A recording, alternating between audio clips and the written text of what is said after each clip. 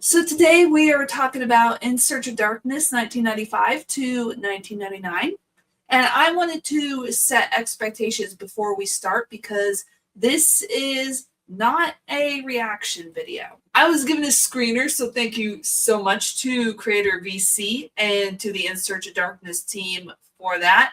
And I was asked to watch it and give my thoughts, and my stance on this documentary is very simple. It works best when you treat it as a cultural and historical snapshot of the horror films from that era. And before we go any further, so you understand where I'm coming from, I was a teenager in the mid to late 90s. I didn't get the context of this era from video essays or retrospectives. I lived it. I saw these movies in theaters on VHS and on early DVD. I remember what it felt like when Scream hit theaters and when the Blair Witch Project broke the internet before we even knew what breaking the internet really meant. So this isn't me being filled in. This is me seeing the era laid out clearly and thoughtfully. I am Brandy, otherwise known as the Terrific Lady, and welcome back to Retro Horror School, where we discuss, dissect, and analyze horror from the 1970s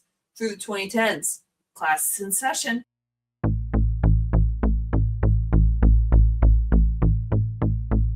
One of the smartest things that In Search of Darkness 1995 to 1999 does is that it refuses to treat this era as some sort of big slump or an accident. The documentary here frames this era as cohesive and reactive, and that framing matters. Horror responds to a very rapidly changing world. We had the Cold War end. We had the Berlin Wall come down. There's this sort of cultural sigh and exhale because we're just like, whew, okay, so the worst of things are behind us.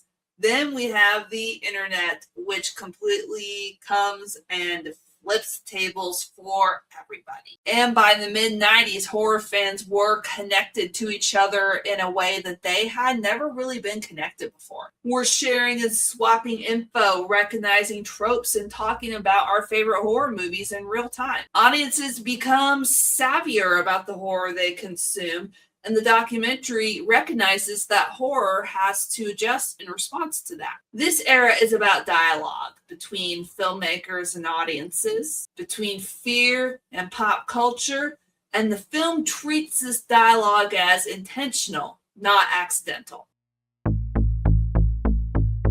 When the documentary gets to Scream, which came out in 1996, it definitely does not tiptoe around its importance. It calls it what it was: generation-defining, genre-altering, and impossible to ignore. But what I appreciate is that it did not frame Scream as just some fluke or miracle that came out of nowhere. The studio thought everything was working against this movie. Slashers were supposedly dead. Audiences were supposedly tired of slashers. Yet Scream works because audiences weren't burnt out. Oh no, they were fluent.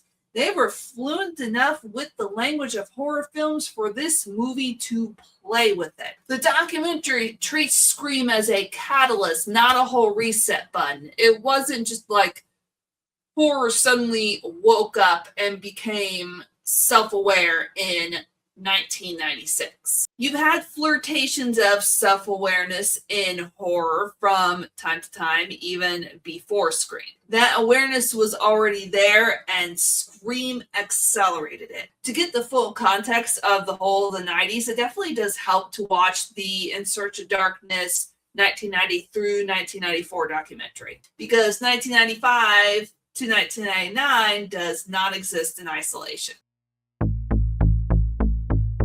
What this documentary does especially well is focus on patterns along with individual titles. You start to see how often meta horror comes around in the conversation, how teen-focused horror resurges but with a different energy than was in the 1980s, because teens were realizing that they were a lot smarter and a lot stronger than people gave them credit for. You see techno horror creeping in, especially through international cinema and J-horror that married the supernatural along with the fear of technology. You see end-of-time narratives tied to Y2K, cults, and apocalyptic fears. You see serial killers dominating the landscape, and these trends don't exist in their own little bubble, they overlap. For instance, the movies Seven and Scream dominated the conversation around the same time for two completely different reasons. Dimension films becomes a stamp of legitimacy. People want to be in a dimension film.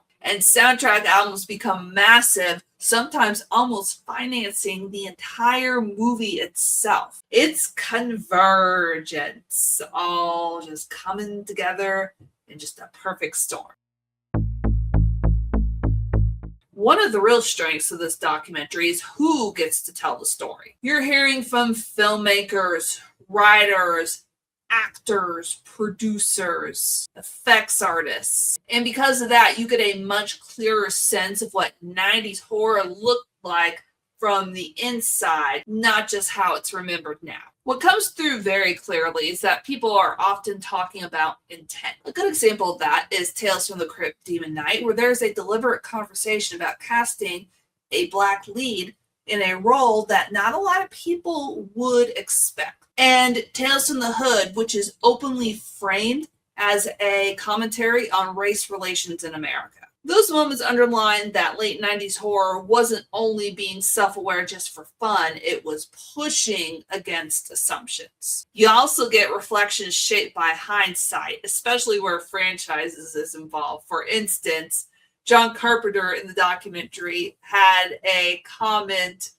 related to that he thought Halloween as a franchise didn't have any more legs, but oh boy, was he wrong. What I appreciate also is how openly the documentary allows people to talk about failure. You hear that with Event Horizon, where Paul W.S. Anderson is talking about how he had to cut a lot of the film, while also reflecting on the fact that he was very thankful that he didn't cut out all the ambiguity. And From Dusk Till Dawn, which didn't perform the way people hoped at the time, but is now a perennial favorite. And running underneath all of this is the tension, the push and pull between creativity and studio demands. The documentary doesn't sensationalize it, but you see it very clearly. Whether that's studio interference with Halloween, The Curse of Michael Myers, or the Mimic situation, where the Weinsteins tried to remove Guillermo del Toro as a director, and actor Mira Sorvino had to step in and draw a hard line. Taken together, these examples give the documentary real credibility. It's showing how late 90s horror was shaped by intent, compromise, hindsight, and sometimes outright struggle, and it lets the people who were there, who lived it, explain it in their own words.